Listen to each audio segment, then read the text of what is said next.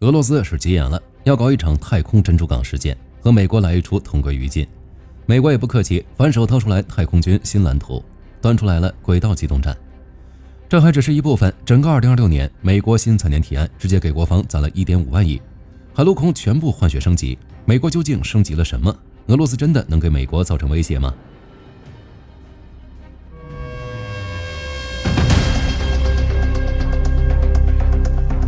美国太空司令部的老大斯蒂芬·怀廷在接受采访时直接戳穿了克宫的小心思，他们正在谋划往近地轨道部署核反卫星武器，目的就是威胁该轨道上所有国家的卫星。莫斯科的逻辑挺简单，也挺可悲的，他们知道自己常规军力已经被乌克兰战场榨干了，面对北约的压倒性优势，根本无牌可打，于是想出这么一招掀桌子的玩法，用核武器摧毁美欧的太空能力，来帮助他们平衡战场。这个东西杀伤力确实很大，一颗核弹在距离地表300到1200英里的低轨道爆炸产生的第一波冲击，就能直接毁掉视线范围内的所有卫星，紧接着辐射带会持续扩大，像滚雪球一样把越来越多的卫星拖入瘫痪。据数据估算，一次这样的核爆就能摧毁或瘫痪大约1万颗卫星，占全球在轨卫星总数的80%。GPS、互联网、军事侦察、导弹预警，所有依赖卫星的东西全部要在几分钟内化为乌有。美国当然不可能接受这种情况。据国防1号报道，美国太空司令部结束了一场代号为阿波罗洞察的兵器推演。推演的核心预设就是俄罗斯动用太空核武器，而且这次推演还不只是美国自己关起门来搞，他们还拉上了澳大利亚、加拿大、新西兰、英国这些盟友，外加60多家国防企业、NASA、能源部等部门也一同参与。目前推演结果未知，但是足够我们看到美国对这一情况的重视。不过重视归重视，俄罗斯目前的航天产业处境却让火力军觉得有些搞笑，实在是拿不出手。据莫斯科时报此前报道，俄罗斯2025年全年的航天发射次数只有17次，跌到了1961年东方1号首飞以来的最低点。其实俄罗斯也不想这么丢人，他们原计划是怎么都得发射20次的，结果又是发射台出事，又是卫星要发射了，才发现火箭上面挤出问题，一系列意外让发射一再推迟，发射次数也更少了。然而就在这一年，美国把发射数字干到了181次，相当于几乎每2天就要发射一次。这种差距也不怪克宫昏了头，要出这么一记狠招。对克宫来说，这就是一场赌局，地上打不过，天上又没那个本事，能够堂堂正正竞争，不如把整个轨道占个稀巴烂，大家一起回到上世纪。面对这种疯子一样的逻辑，美国当然不可能坐以待毙，拿着未来陪他斗。所以美国的太空军未来发展蓝图闪亮登场。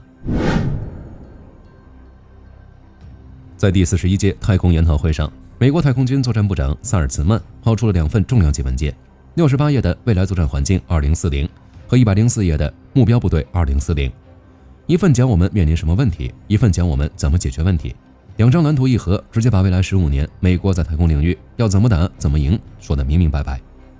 先说未来作战环境，据文件预测，到2040年，光美国政府在轨运行的卫星数量就会从现在的7000多颗暴涨到30246颗，对比2025年的7291颗，翻了整整4倍。这些卫星将不再像过去那样依赖几颗金贵无比的大卫星，而是转向分层式分布式系统，也就是布一层太空网。为了这层太空网，美国的投入那叫一个毫无人性。先是高层领导的态度，太空军的技术采购决策权已经从五角大楼下放到了空军系统本身。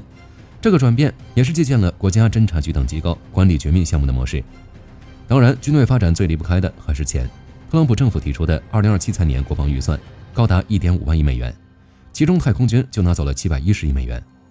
看起来不多，关键在于增幅。这笔预算比2026财年整整多了400亿，干出了77%的增幅，甩出其他军种好几条街。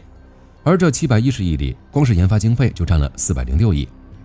钱到位了，接下来的问题就是该怎么花。美国也给出来了答案，我们要搞动态太空作战，说白了就是轨道机动战。过去的卫星轨道固定，基本就是个飘在天上的活靶子，现在不一样了。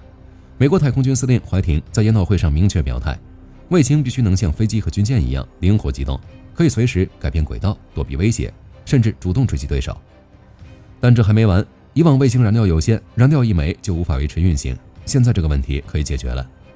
就在这次太空研讨会上，军工巨头 BAE 系统公司推出了一款叫上升的新型卫星平台，有效载荷约2200公斤，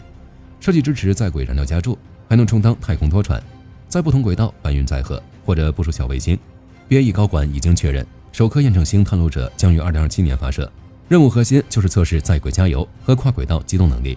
这意味着美国的卫星将不再是短期消耗品，而是一支能在轨道上持续作战、随时补给并且灵活机动的太空舰队。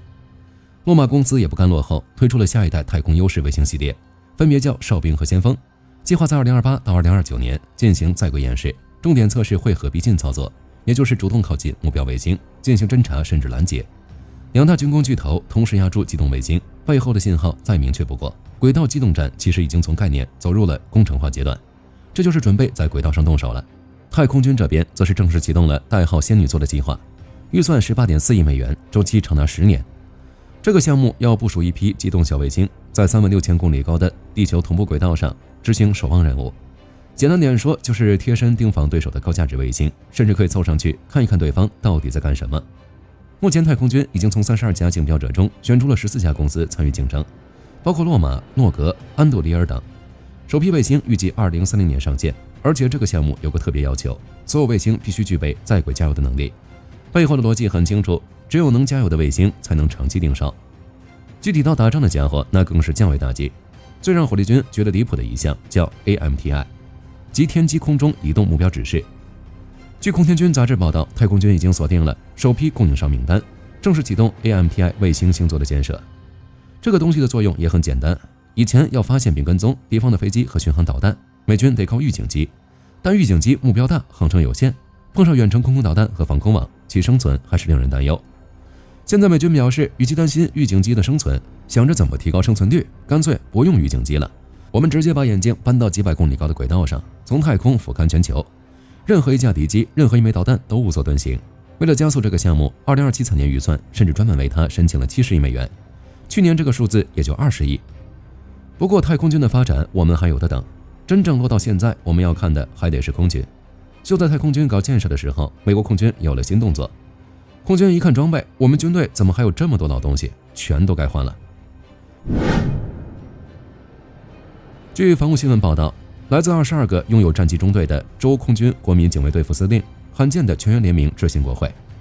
这封信的核心诉求只有一个：每年至少采购72架新战机，其中包含48架 F-35A、24架 F-15EX， 而这只是最低要求。他们的理想目标是每年108架、72架 F-35A 加36架 F-15EX。要知道，美国空军上一次年采购量超过72架的时候，还得追溯到1998年。这20多年里，美国空军可以说是一直在吃老本。F-35的年采购量从最初的110架一路跌到了每年24到40架的水平。与此同时，机队平均机龄比海湾战争时期增长近3倍，超过10种在役机型，距离其首飞时间已经超过50年。联名信里的措辞很直白，美国空军正处于78年历史上最老、最小、战备状态最低的时期。这话说出来，别的国家暂且不提，伊朗得先哭了。你们空军都把我们揍成什么样了？现在竟然在那里哭诉，说你们在最弱的时候还要换新装备，到底还要不要人活了？除此之外，还有一个老将该换了，相信很多朋友也能猜到 A10。从1970年代首飞到现在，这架绰号叫油猪的攻击机，在美军序列里已经扛了几十年近距离空中支援的大旗。机头那门30毫米节油8气炮一开火，地面的装甲目标就跟纸糊的一样。但空军的态度很明确，老将该退役了。此前 A10 仅有的维修仓库已经关闭，这段时间第357训练中队的最后一批 H-C 飞行员在亚利桑那州戴维斯蒙森空军基地正式毕业。基地作为唯一的 A10 飞行员训练中心，为此特意在社媒上发帖称他们是最后的龙，负责训练的第357中队绰号就是龙。至此 A10 的飞行员培训彻底画上句号，也标志着一个时代的结束。按计划，空军国民警卫队的36架 A10 将在2027财年全部退役，预备役的26架在2028财年退役。到了2029年，所有 A10 全部退出历史舞台，到时候戴维斯蒙森基地直接换装 F-35A。其实空军原本打算在2026年就把162架 A10 一次性全退了，当时国会没同意，强行要求至少保留103架，原因也很简单，太好用了。在最近实施怒火的战场上， A10 用实际行动证明了老家伙还能打，扫射伊朗支持的民兵阵地，在霍尔木兹海峡追着伊朗快艇打，执行被击落 F-15E 飞行员的战斗搜救任务，样样不落。只是面对高端防空网，它的生存空间太窄了，而且根据美军现在的战略，他们需要的是具备隐身突防和超视距打击能力的平台。A10 也不符合战略发展需求，与其让 A10 去送死，不如早点换装第5代战机。如果说 A10 这边是老将谢幕的话，那么 B-21那边传来的新消息则预示着新王登基。据空天军杂志报道，诺格和美国空军联合宣布 B-21 已经成功完成了空中加油测试，并首次公开了官方拍摄的对接画面。首架原型机 AF0001 在加州爱德华兹空军基地上空，与第370飞行测试中队的 KC-135R 完成了实际对接加油。更狠的是，这次官方也没藏着掖着，还甩出了从 KC-135 尾部拍摄的高清照片。B-21 的整个机背、加油口、进气道和排气口一览无余。这还是 B-21 首次以俯拍视角完整曝光机身顶部，部分敏感区域可能做到后期模糊处理。但即便如此，细节量已经足以让任何对手的情报部门加班加点了。要说起来 ，B-21 的尺寸特别有迷惑性，可能很多人以为战略轰炸机都是巨无霸，但是 B-21 全机只有16到17米长，比 F-15EX 和 F-22 都短，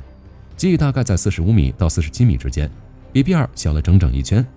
更小的机身意味着更低的雷达反射截面和更低的维护成本。但这都不是关键 ，B-21 真正值得人关注的是它的燃油效率。诺格公司直接放话说 ，B-21 就是有史以来燃油效率最高的轰炸机，燃油消耗大概只有4代机和5代机的零头。也就是说，在执行任务时 ，B-21 不需要像之前那样，一架轰炸机后面得跟着一串加油机伺候，它喝一口油就能跑很远，这样加油机就能腾出手去支持其他战机，整个空军的作战效率跟着就上了一个台阶。此外，还有一架原型机正在负责武器和任务系统测试。按现在的节奏来看 ，B-21 的服役时间应该也不远了。事实也确实如此，诺格正在全力加速生产。2月的时候，美国空军和诺格砸下45亿美元，把 B-21 的年产量直接提升25%。目前已经有超过8000名工业界和空军人员参与 B-21 项目，400多家供应商遍布全美。数字工程环境则将软件认证时间缩短了大约50%，而飞机性能在测试中持续超出数字建模预测。所以按照计划，首架 B-21 将在2027年正式部署到埃尔斯沃斯空军基地。这就是美国空军的逻辑，该换的时候毫不犹豫，该冲的时候不留余地。空军攒着劲换血，陆军和海军也不甘落后。总结起来就一句话：大搞转型，狠提产能。产能提升最恐怖的应该就是炮弹了。陆军现在有了新目标，把全国155毫米炮弹月产量干到10万枚。为此，他们在堪萨斯州帕森斯市开了一家155毫米炮弹生产工厂，陆军直接砸了3600万美元进去，满产后每月能产12000发 M795 炮弹。2027财年的相关采购预算也从306亿翻倍涨到605亿美元。但这还不够 ，BAE 系统公司拿到了一份1.46亿美元的未定价合同，正式启动 M776 火炮神管的第2条生产线。M776是 M777 牵引式155毫米榴弹炮的主炮管。就是在乌克兰战场上打出赫赫威名的轻型榴弹炮。以前全美只有1条生产线造这个炮管，现在陆军要求开第2条，因为需求太大了，2条线同时开火，弹药和炮管齐头并进，民主兵工厂这下真的火力全开了。光是炮弹多还不够，谁来打怎么打，这才是决定性的。陆军这里也做好了决定，加速淘汰阿帕奇等老旧平台，把省下来的钱一股脑砸进下一代装备里。他们正式公布了新一代轻转旋翼机的名字 MV75 夏延2号，这是美军自上世纪80年代以来第一款全新的航空平台。夏延曾经是冷战时期一款超前的攻击直升机，虽然最终没服役，但如今这个2号后缀摆明了是要重写传奇。重点看数据，时速超过300英里，能携带14名全副武装的士兵，外部吊挂能力高达1万磅。和现在的主力黑鹰相比，速度快了将近1倍，航程也远了1倍。兼具直升机的垂直起降能力和固定翼飞机的速度与航程。关键是这项目还在加速，陆军已经确认把 M75 的首批列装时间从2031年提前到了2027年，整整快了4年。届时将由第101空降师接收。地面部队也得改革，美国陆军已经正式决定，未来的作战单位将从旅一级升级到师和军一级。陆军的逻辑很清晰，在高强度战争中，一个4000人的旅级战斗队根本不够用，旅长们会被眼前的近战消耗掉所有精力。没有人有功夫去操心纵深打击和全域协同，所以未来的指挥重心要上移，由师和军一级来统筹火力、情报和后勤，旅级只管打好眼前的仗。美国陆军未来司令部司令雷尼更是预测，未来旅的规模还要缩小，以提升机动性和战斗力。这也催生出了一个新的单位类型——机动旅战斗队。按照美军的计划，未来2年内，全军25个步兵旅战斗队将全部转型为机动旅战斗队。这不是换个名字那么简单，而是要彻底重构陆军的作战基因，从过去集中部署、固定阵地的打法，转向高度分散、快速机动、打了就跑的新模式。比任何单一武器平台更重要的是陆军正在进行的大脑升级。任何战争光有神兵利器还不够，还要有优秀的决策。驻夏威夷的第25步兵师正在成为美国陆军 AI 指挥系统的测试先锋。他们和洛马以及10几家分包商合作，搞了一场叫"闪电突袭"的系列演习，测试从通信、后勤到 AI 辅助目标瞄准的全套性工具。说白了，就是让工程师和士兵在同一个战壕里磨合，边用边改，快速迭代。乌克兰战场上已经证明了，谁能更快地发现目标、传输数据、下达指令，谁就能在炮战中占据绝对优势。决策需要依赖的数据也正在解决。4月中，美国陆军宣布其陆军数据运营中心已达到初始运行能力。这个被官员们称为数据911的中心，旨在打破各军种和一流系统间的数据壁垒，将海量战场数据转化为指挥官决策时的最佳参考。如果说陆军是多个方向共同发力的话，那么海军这边就一个主题，狠狠造。在2027年预算提案中，海军单是造舰这一项就拿到了658亿美元，比起2063年的451亿暴涨了将近50%，是自1962年古巴导弹危机以来美国单年度最大的造舰投入。这笔钱将用来制造34艘舰艇，包括18艘攻击舰艇和16艘支援舰艇。从战略核潜艇到2级攻击舰，再到中型登陆舰，几乎涵盖了美军未来海上作战的全部需求。其中备受重视的就是海底的核潜艇。美国海军直接向通用动力电传公司砸下了超过150亿美元，用于哥伦比亚级战略核潜艇的生产和工业基础设施建设，涵盖设计工作、主船厂支持和供应链开发各项环节，合同周期一直到2035年。首艇哥伦比亚特区号目前已完成约66%的建造。作为替代现役俄亥俄级的下一代海基核力量支柱，哥伦比亚级的排水量超过2万吨，一艘就能携带16枚3叉戟潜射弹道导弹，所以它是海军现在最高优先级的项目。一旦它服役，可以说未来至少50年内，海面之下应该没人敢动什么歪心思了。美军这一系列升级再次宣告了，无论其他国家怎么搞，美国始终走在最前沿。俄罗斯想玩太空珍珠港，做梦比较快。本期视频到这儿就结束了，各位觉得太空珍珠港事件真的会发生吗？欢迎在评论区留言，大家一起讨论。我是火力军，下期见。好的，各位观众朋友们，我们频道一直在聊真实的军事资讯和武器装备，后台也经常有朋友问，有没有值得推荐的入门级模型？今天就和大家分享一款近期接触到的产品。首先，它的外形还原度做得相当不错，比例准确，武器上的一些关键细节和标识也都有体现，材质也说得过去，拿在手上有不错的分量感。其次，它具备一定的可动性，对于理解基础操作原理有一定帮助，让它不仅是个静态摆件。综合它的做工和可玩性来看，价格确实比较亲民。对于想入门模型收藏，或者单纯想在桌上贴一个摆件的朋友来说，是一个性价比很高的选择。商品链接已经给你们上了，感兴趣的朋友可以自行了解。